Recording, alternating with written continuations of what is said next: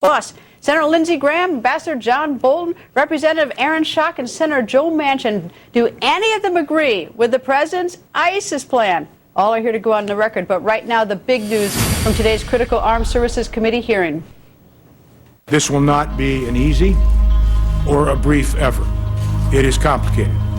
We're at war with ISIL as we are with al-Qaeda. I'm not confident how this is going to happen without the assistance of our trained special operators on the ground here. My view at this point is that this coalition is the appropriate way forward. I believe that will prove true. But if it fails to be true, and if there are threats to the United States, then I, of course, would go back to the president and make a recommendation that may include the use of U.S. military ground forces. If the objective were to destroy ISIS, not to degrade them, but to destroy them within 90 days, what would be required militarily to carry that out? It's not possible, Senator. Truly, there is no military solution to ISIL. Is it fair to say that most Syrians have two things in common? They don't like ISIL and they don't like Assad. Most Syrians. I agree. Is it fair to say that most Muslims reject what ISIL does in the name of their religion? Yes. Is it fair to say that if we don't contain this threat and eventually destroy it, that it gets worse over time, and a year from now, if they're still flourishing in Syria and this coalition hadn't come about, America's more in danger of a major attack than we are today? Yes. And Senator Lindsey Graham joins us. Nice to see you, sir. Thank you. All right, after today's hearing, you had a chance to question the General and also Secretary of Defense Hagel. Do you understand the Obama administration's strategy? I am absolutely dumbfounded as to what we're doing and why, but I do believe this. Destroying ISIL is the right goal, that if we don't destroy them, they will get stronger and hit us here at home. It's just not about Iraq and Syria.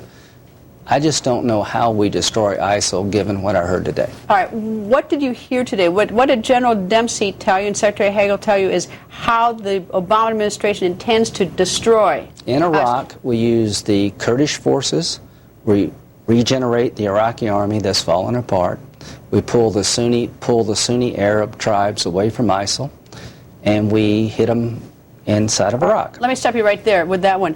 The Sunni people are not wild about the Iraqi forces. No, they're not wild about ISIL either. Well, no, they're not wild about ISIL, but they have it. They're more. Can I just tell you what they said? Okay. So the way you win in Iraq is you reconstitute the Iraqi army from the south.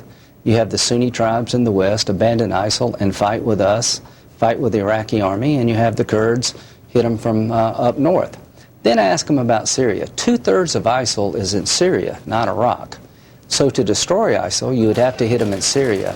And this is where it all fell apart for me. There's supposed to be a mythical Arab army formed sometime in the near future that will go in on the ground and destroy ISIL without any substantial U.S. help.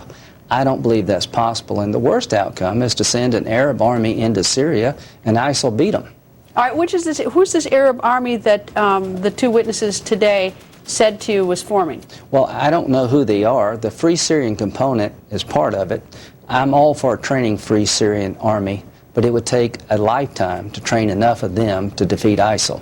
You've got Turkey, you've got Egypt, you've got Saudi Arabia, you've got forces in the region. I'm all for using those forces, but I don't want to be unrealistic to the American people.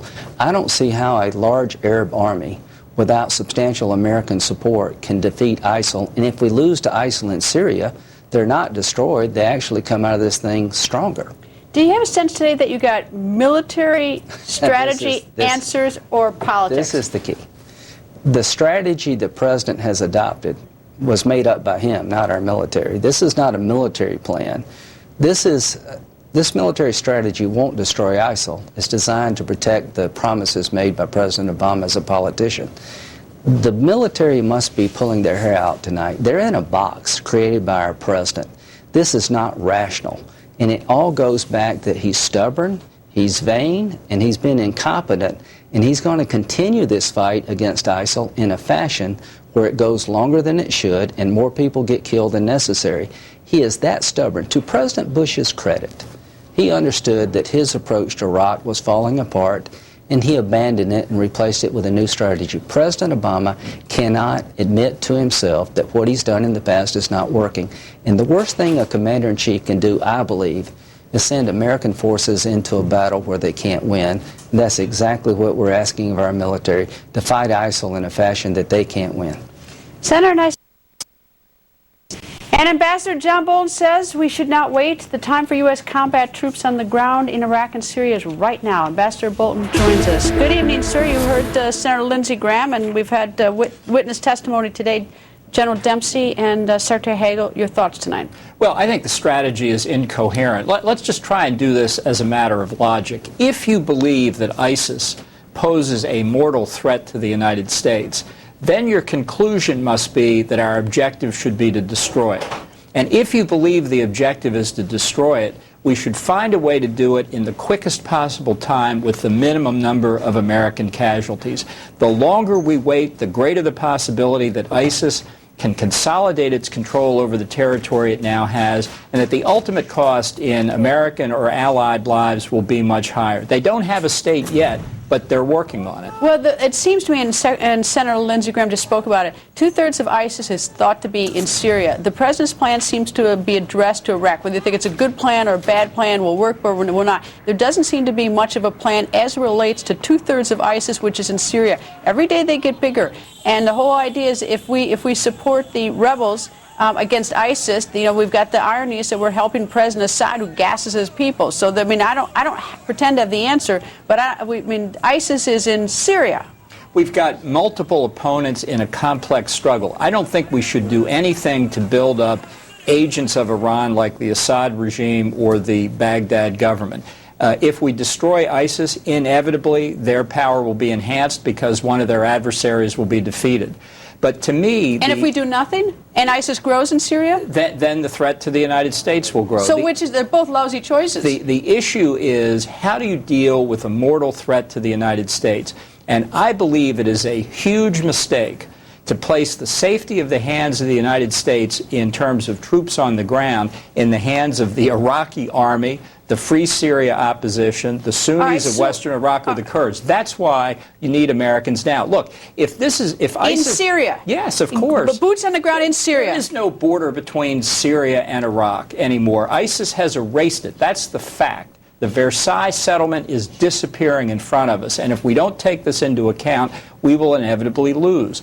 The fact is that putting American safety in the hands of others who have failed before, like the Iraqi army, for God's sakes, is going to endanger us and cost us more in terms of American lives down the road. If people don't think ISIS is a real threat to the United States, then stand up and say so, because if that's true, it's not worth any American lives.